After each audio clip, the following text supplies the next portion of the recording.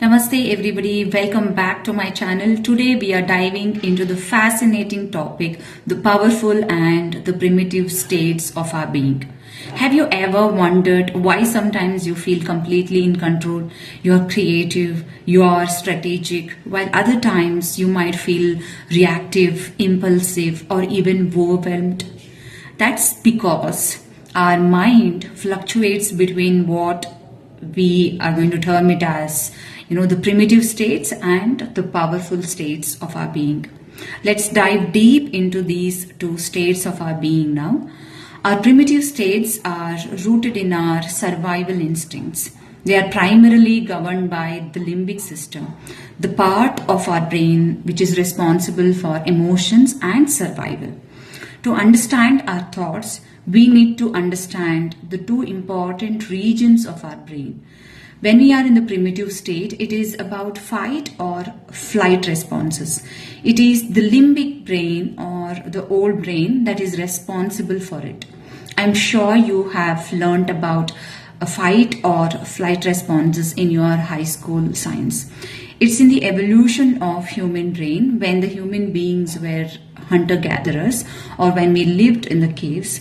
It is the physiological reaction that occurred in response to the perceived danger. So it is also called as stress response.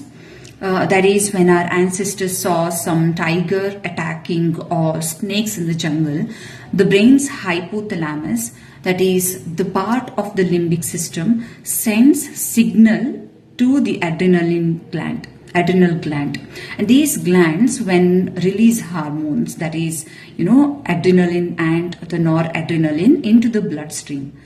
The body then shuts the digestive activity and provide immediate energy to muscles and brain, preparing the body either to fight the tiger or to flight, that is to run away from there.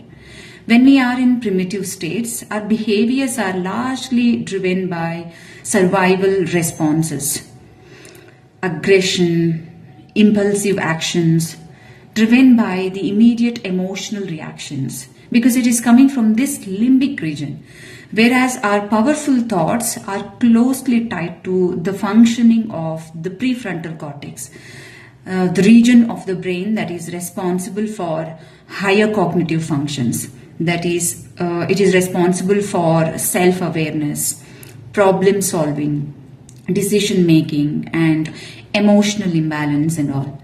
When we are thinking from this powerful place, individuals actually harness the full potential of their prefrontal cortex, and their thinking and behaviors tend to reflect these superb qualities like clarity, focus, and strategic decision making, resilience, and all. When we move to our powerful state, we think clearly, make good plans, and handle the situations very well. Whereas in our primitive states, we overreact, we are impulsive, we are aggressive, and we don't handle challenges well because we are thinking from our limbic brain, which is taking events as stress. Also, it is very important to understand that when we have a challenge, the colors we add to it, that is the thoughts and the subsequent feelings and our responses to it, produce and create our reality. Entering into powerful state, adding positive colors, adding positive interpretations, seeing challenges as the opportunities of growth, or realizing that our own abilities can lead to confidence. When we enter primitive state and negative colors, when we start adding and taking challenges as stress, assuming the worst, it can lead to anxious or defensive behaviors. For example, you have to give a presentation tomorrow. Feeling I'm not prepared well, I'm not capable, I can't speak well, people don't appreciate me. These are the thoughts coming from primitive state. That is the limbic brain thinking there and leading to negative responses.